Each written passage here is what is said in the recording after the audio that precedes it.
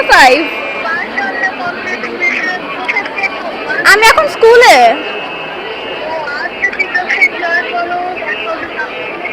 Thank you. আচ্ছা, আপনি কাকে জানিয়েছেন আপনার রেজাল্ট দেখে? আমার একটা সিনিয়র আপুকে। তাকে জানান, তাকে জানান আপনার অনুভূতিটা কেমন ছিল? ভালো, অনেক ভালো ছিল। আপনি রেজাল্ট কি পেয়েছেন? GPA 5। তো অনুভূতি তখন কি ছিল যখন রেজাল্টটা পেয়েছেন?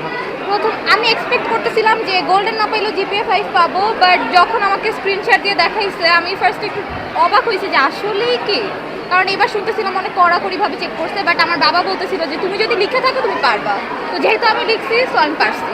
আপনার চোখে মানে একটু অশ্রুজল দেখা যাচ্ছে। এটা হচ্ছে খুশির কান্না, আর মেইনলি আমি এই দিনটা অনেক ওয়েট করতেছিলাম, কারণ একটা টাইমে যখন আমি জেনারেল ম্যাথ পরীক্ষা খারাপ দিয়েছি তখন আমার কিছু ফ্রেন্ড এরকম অনেক অপমান করছে যে আমি রেজাল্ট ভালো করব না, ইভেন আমার মাকেও ডেকে বলছে যে আপনার মেয়ে তো রেজাল্ট ভালো করবে না। তো এটার জিত থেকে কান্না এসে পড়ছে। এখন ফ্রেন্ডদের কি বলতে চাবেন আপনি?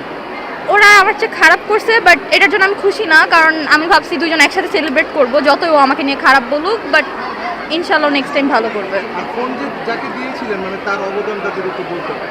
তার অবদানও ভালো, আমাকে অনেক সাপোর্ট করছে, পড়াশোনায় অনেক হেল্প করছে। ঠিক আছে, তো আজকে বাসায় গিয়ে মানে কি করতে চান? আপনার জন্য ভালো কি খাবার? প্রথমে না খাবার দাবার না, প্রথমে বাসা যেয়ে ভাববো যে ফ্রেন্ডদের উদ্দেশ্যে কি করা যায় বা কি বলবো, কিন্তু কিছু করবো না, কারণ করলে পরে আবার রিটার্ন যদি আমার কাছে আসে, কিন্তু কষ্ট লাগছে এটাই, কারণ একটা মানুষ অপমান করছে।